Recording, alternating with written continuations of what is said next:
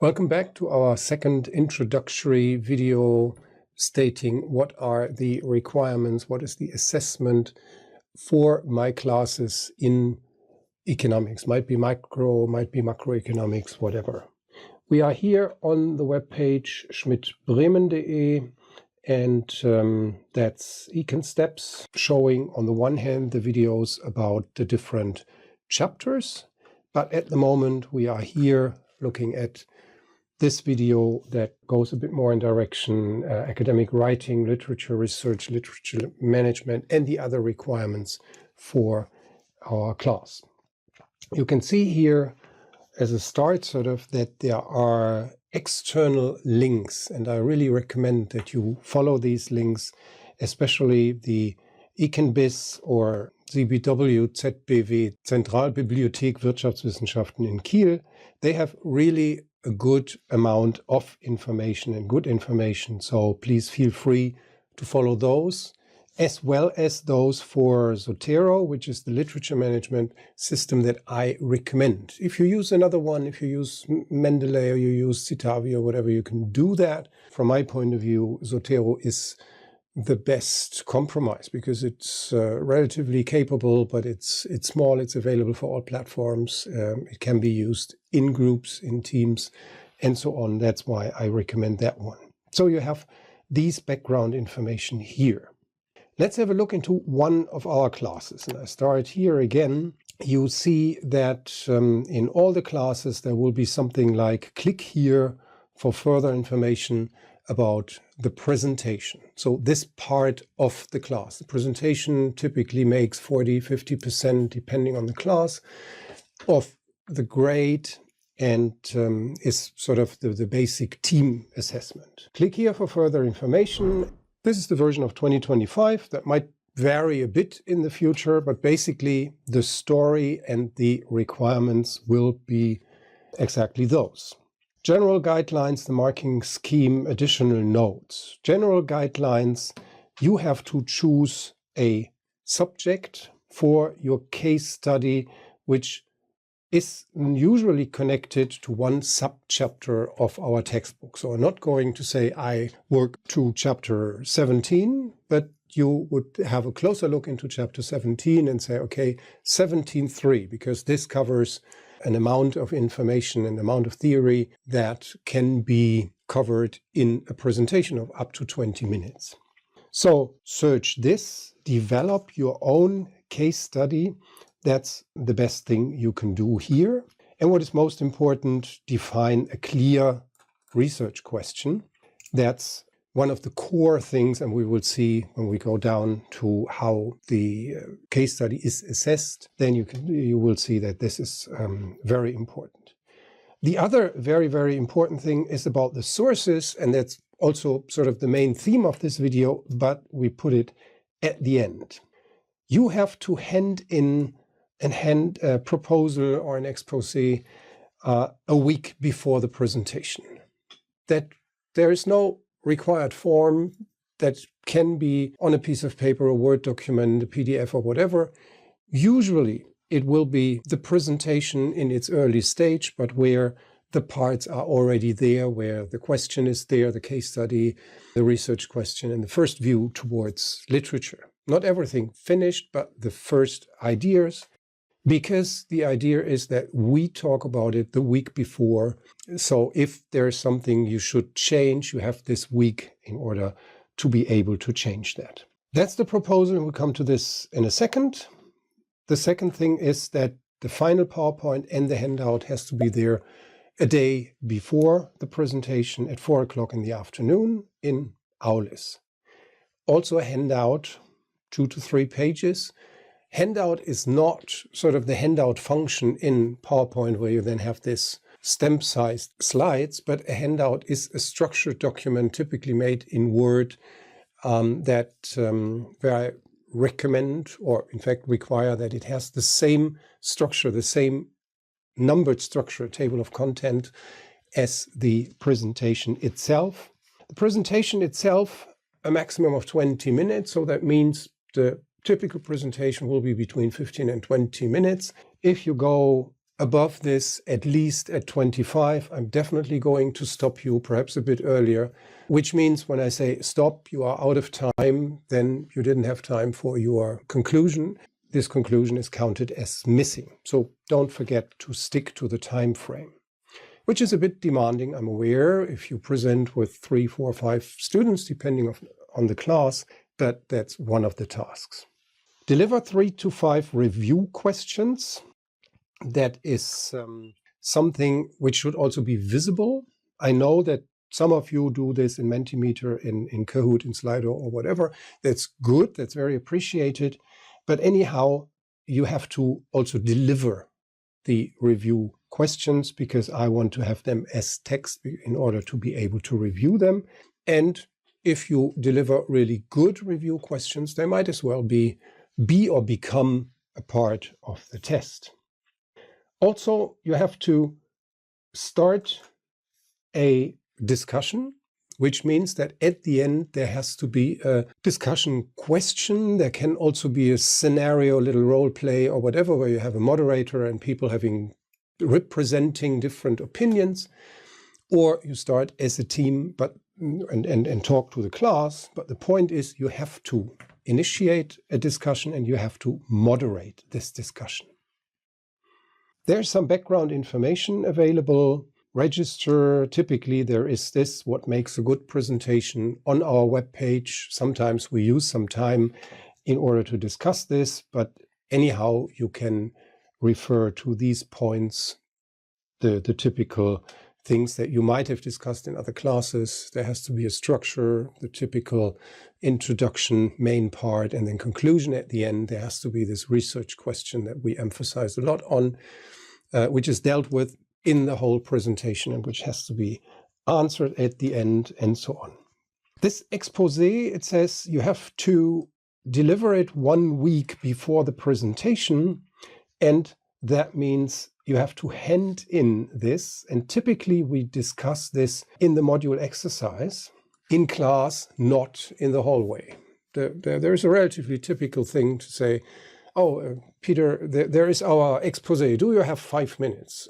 And my answer will be no, unfortunately not.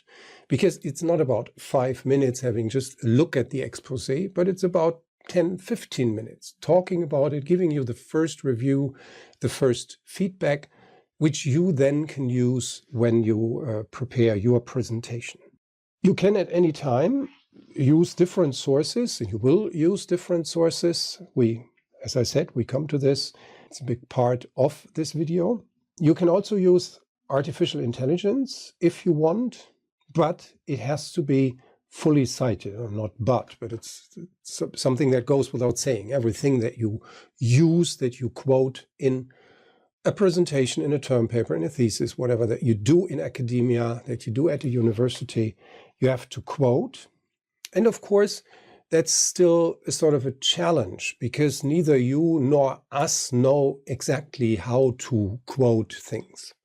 That's why the university put together this information here. You see more information about on the university webpage, and there's quite a long webpage and information that covers different parts. You can see here there are examples for describing, for documenting, and so on in different formats.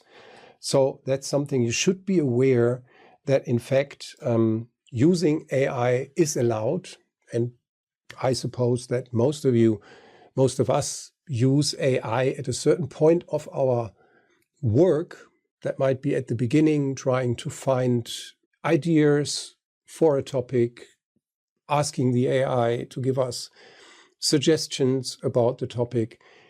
At the end, of course, it's our job to work on the topic, to use parts that the AI suggested, quote it, and put it into our own thoughts, into our own story that we are going to tell. It's completely forbidden to just use AI and say, hey, make me a presentation, and then hand in this presentation and say, this is mine. That, of course, if we find out, will result in a failure. We find out by talking to you. in the expose, but also during the presentation. When you look at this marking scheme that I'm going to use throughout your presentation, so you are going to present and I'm going to sit there and write some notes here and give something between minus minus and plus plus. There's on the one hand here the expose itself as one part of the content, and on the other hand I will ask questions. At the end, typically after the discussion, I have some questions to what you have on the slides. And this is one way to assess, okay, is it really clear to those who present what is written there? Why did they write down this specific text? Why did they write down, or why did they present this specific concept? And do they know what they are talking about? So that's the first part, that's the content, and this content is worth 60% of the grade. Formal aspects, which include the handout, but also the references and quotations, whether you quote it correctly, and this evaluation, a minimum of 5 sources. That goes in the second, and the third part is about communication and teamwork, which on the one hand is about the style, is the teamwork itself, the integrated teamwork, but most importantly, the discussion. Did you initiate a discussion? Did you motivate this discussion? And so on. Okay, so that's an overview. There's a bit of information down here, but that's an overview over the requirements in direction of your presentations, what is expected. In case there are questions to this, let me know. Now, sort of the bigger part, or the most important part that we look at here, the sources, the academic sources and the academic quotations. The requirement is that you use at least 6 academic sources, 6 additional sources. The textbook, don't forget to quote the textbook. That doesn't count into the 6. Out of these 6, and academic sources can be academic journals, it can be papers, it can be books. It's a typical academic sources. Out of these 6, 4 have to be journal articles, and 2 of them paywalled. A bit of a strange word. It means at the end that it's not available for free directly in the internet. You cannot search for this literature in a browser.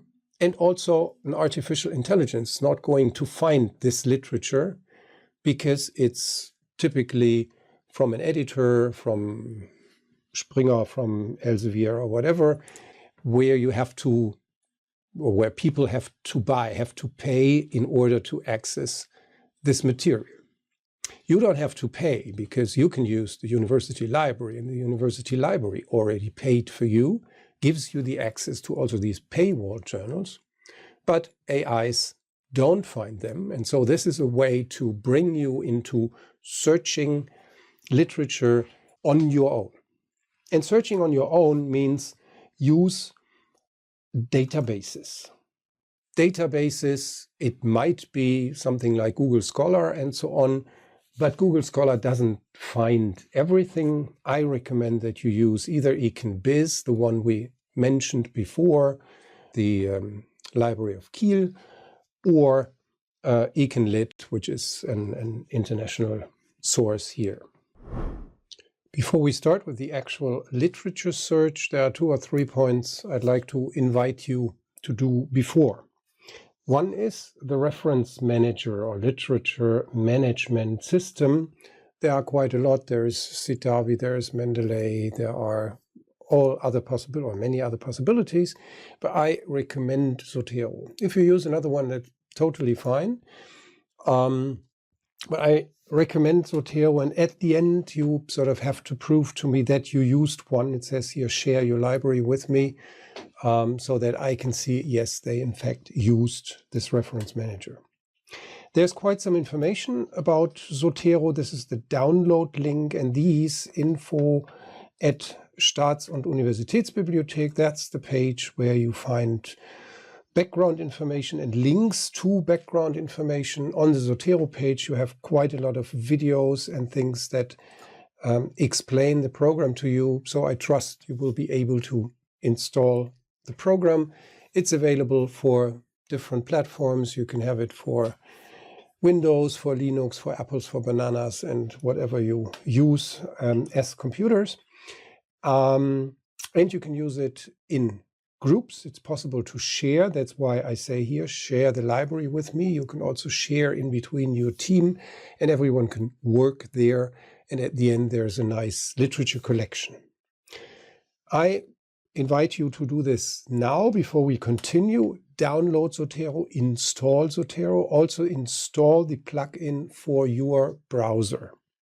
No, that might be a point to stop the video and then go ahead. Once you did this, you will be able to open Zotero, and we can just have it in the background here. This is my Zotero, and obviously I have quite some collections in my library. I can say make a new collection and call this example for video, so that I have an empty collection, and then bring Zotero to the background. That's something we are going to use now. That was number one, Zotero. Number two, what is this search about, we could say. I invite you to search literature in a database, and of course it will only be an example, but anyhow, let's make the best of it. It says here, each team presents a case study linked to one subchapter of our textbook. It's about developing your own case and focusing on a small relevant aspect. So it's not your job to summarize the whole chapter, but it's about finding your gap, if you want to put it like this. Now, I'm going to use an example from microeconomics, but I recommend that you use your subject, your chapter. So my recommendation is that you, first of all, find a chapter, bring together the 2, 3, 4, or whatever is the requirement in your class, people who work together, who do the chapter presentation together, choose a chapter, and then think about, okay, what might be a subject of interest? And it's worth thinking about this, it's worth taking time. What is of our interest? What would we like to dig deeper into, and so on. But on the other hand, I also recommend to implement in a relatively early stage literature research, to find literature that you have to use. We talked about this, these 6 academic literatures, 4 journal articles, and so on. So do not sit down for several meetings and find a topic from the book and break down and make a very nice case study so that at the end you have half of the work done, or even more than half, and then say, oh, we need this literature. Because this might be disappointing. Then it might be that there is not enough literature for the extreme case that you want to describe. My recommendation is do it together. Sit down with your ideas and then start searching for literature. And these literature, the sources that you find out there, can inspire you. You can have a look into papers and journal articles typically have abstracts that's relatively short, that's half a page to read, and then you see, okay, that's an idea. Different people in the team might have different preferences, and that is a way that you narrow down your search. In the next bullet point, you find this, check the points in number 5. Number 5, that is, if you follow this, it's an infographic at EconBiz that says how to choose a research topic. And that recommends, think about what is in your curriculum. So in our case, what is in your table of contents? What are the chapters available? What's new? What's interesting for us? What do we want to analyze? Is there anything we heard in the news, we read in Espresso or whatever? What is interesting? What do we want? Find the gap between that what you find, what you can read, and what you want to describe. Number 5, it said there, check number 5, narrow it down to a research question. And for this research question here, you have 4 checkpoints.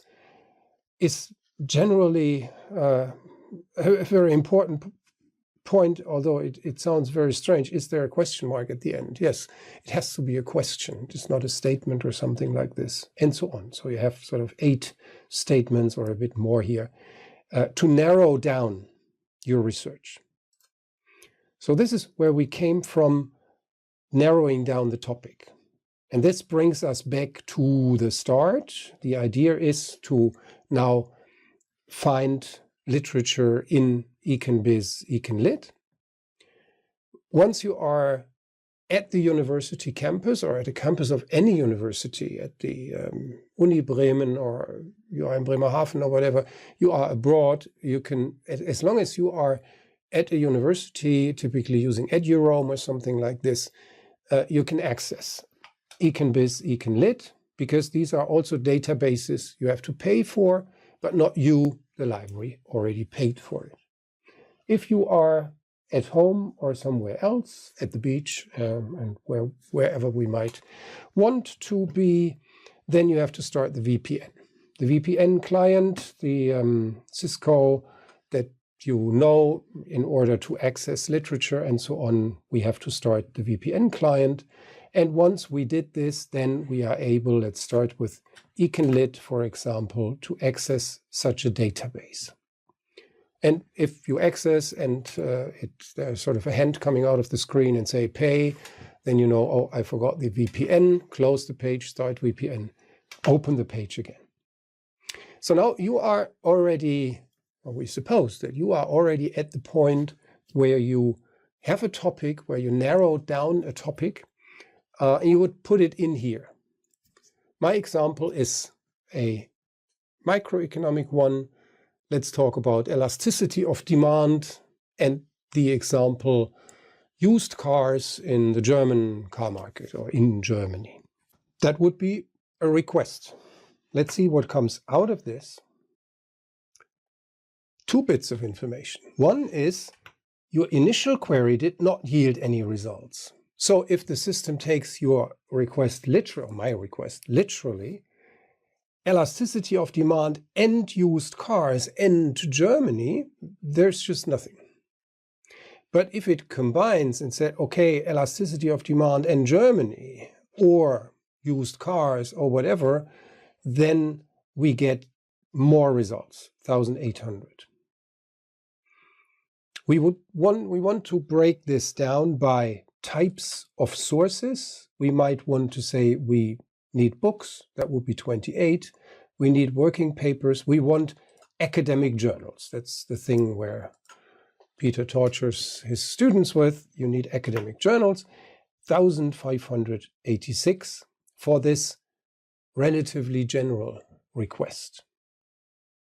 So now we can also narrow this down with advanced search.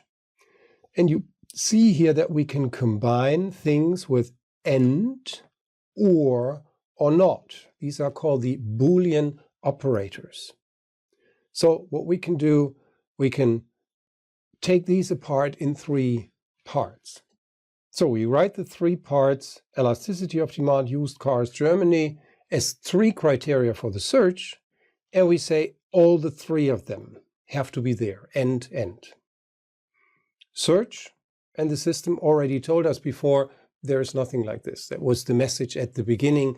Your original search didn't yield any results.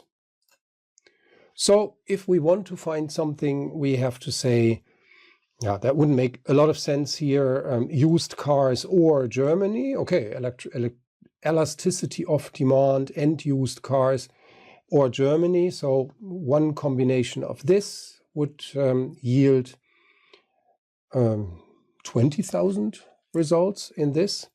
And you see that the Boolean operators have to be added here. Elasticity of demand and used cars or Germany.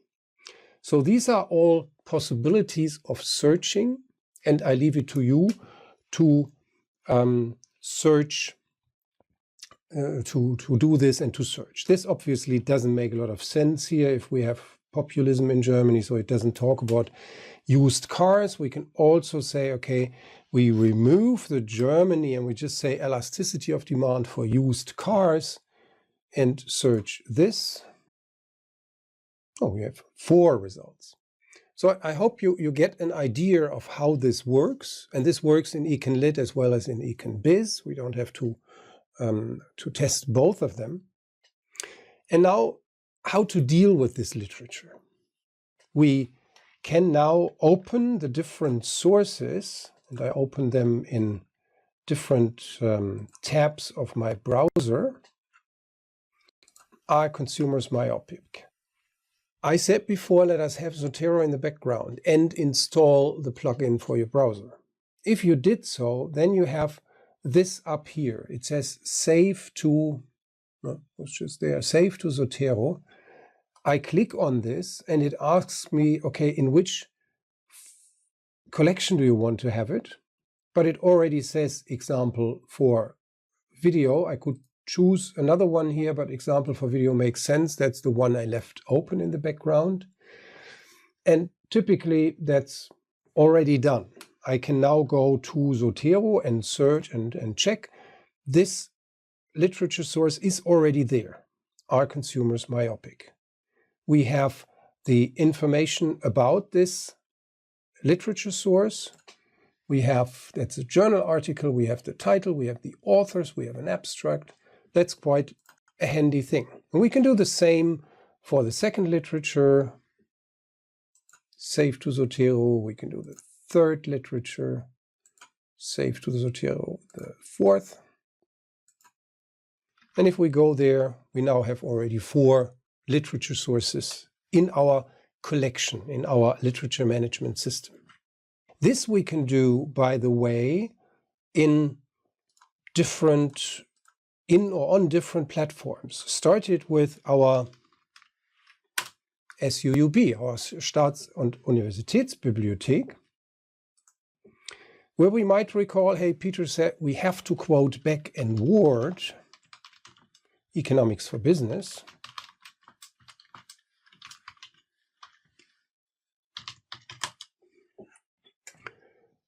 Also here, you search, and once you find the result, 4th edition, yeah, that's also the one that's available online. So we can go here. You can access, obviously, the full text. You can do it here, or you can use the stuff that I put in Honest. And you can again go up here and say, save to Zotero. Then also this book is already in there. And you might search for other titles, Microeconomics. And let's just say we take some of them. We take Pindyck-Rubenfeld. We take this Microeconomics. There's another Pindyck. There is whatever, Case Fair Oster. And so on. And we do the same. We put this into Zotero. And you see, we only have to click on this. It gives us a choice where to put it, but if we just only click on it, then we have it in our Zotero. And that means now we have quite a literature collection here. We can check what is in there. By the way, a word of caution, of course, Zotero can only be as good as the information given in the internet. So if for this last title here there is not a lot, okay, there is no abstract and so on. If any of these information is false, so if here it says book for this book, that's correct. Would it say web page or so, you in fact had to change this. No? You have different possibilities here. You could say this is a journal article and so on. We won't do it as a book. But at the end, when you hand in a literature list, you are responsible that this is correct. So don't sort of believe Zotero blindly. Now, what you see here, and especially in this video, it's hard to read what we see here. That's why I sometimes change at that point to the Zotero page in a web browser. On the page zotero.org, you have to log in. That's the page where you downloaded it from. You have to log in, which means you have to create an account if you don't have any yet.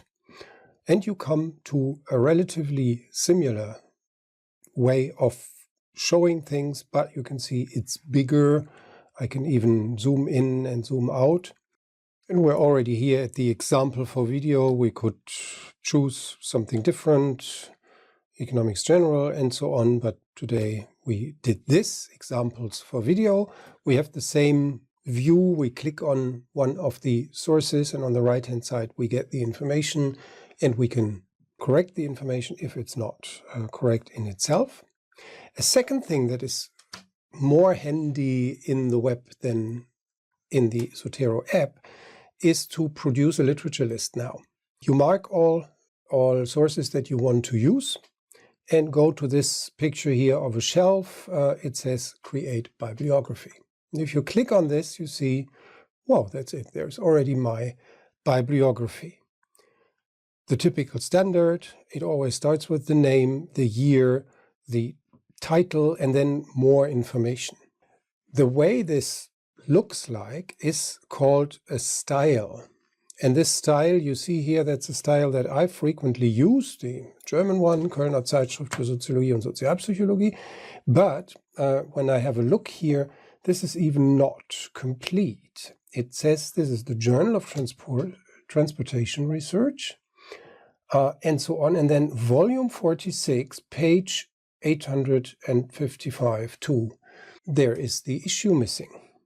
So perhaps we try another style. There are, you can see here, over 10,000 different styles. The relatively familiar ones, Harvard education, looks like this.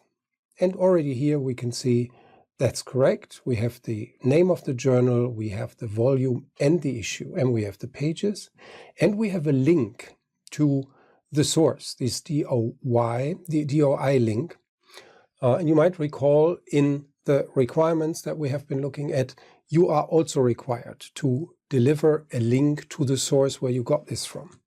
So either it's already here because Zotero has the information. If not, then you have to put the information into Zotero before producing a literature list. So Harvard, there are a lot of Harvard styles. This is the educational review style. Another very frequently used is the APA, American Psychological Association, although we are not connected to psychologists, but that's also a standard, and you see that this looks relatively similar.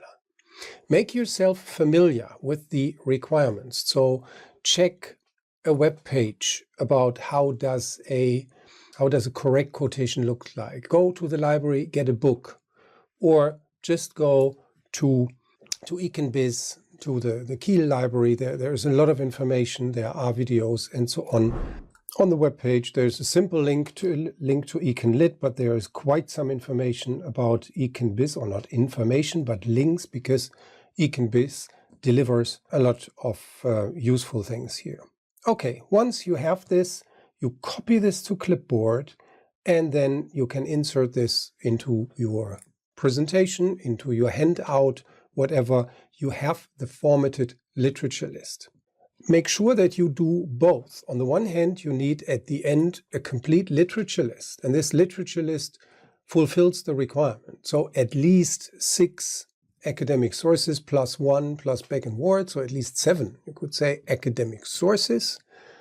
All the sources you used, and this list organized in the way that is given here in the regulation, into 6 categories: academic journals paywalled, academic journals free, and so on, which makes it easier for me to check whether you fulfilled the requirements. So you need sort of headlines in between, provide the links, and everything is fine here.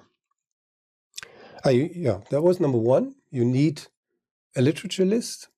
And number 2, besides the literature list, you also need to cite correctly the quotes on the slide. So if you put a graph on the slide, if you put an icon on the slide, or you quote text, you write numbers that you took from somewhere, then make sure that you reference to the sources, to the appropriate sources.